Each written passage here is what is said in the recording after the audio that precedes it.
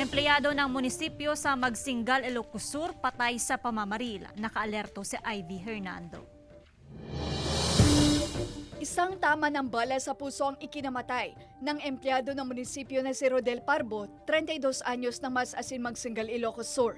Damay rin ang angkas niya na si Frankie Usana na tinamaan sa daliri. Pero ayon sa pulisya, may lumutang daw na ibang tao sa kanilang himpilan na biktima rin ng pamamaril. Kasi pwede silang suspect, pwedeng victim. Kasing biktima na tumakbo dito, nagaling din doon sa pinangyarihan ng insidente na sinasabi na siya daw yung pinagbabaril doon. Sa ospital na naabutan ng otoridad ang dalawa.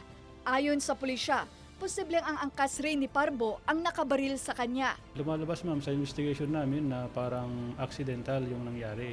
Bumunot ng baril pero pagbunot niya parang pumatok. Tapos tamaan yung kasama niya. Yung namatay, yun yung alleged talaga na driver. Ang tama sa daliri, maaaring tama raw na tumagos na bala sa katawan ni Parbo. Palaisipan sa pamilya Parbo ang nangyaring insidente. Di damag ko napanda nagbuya basketball. Apay, di kan yung tawag daw malakan niya ako, napaltugan. I-jack mo na muwatang ako, mawadya na ko pa. Siyam na basyo ng bala mula sa kalibre 45 ang narecover ng otoridad sa pinangyarihan ng krimen. Patuloy ang investigasyon ng otoridad sa insidente.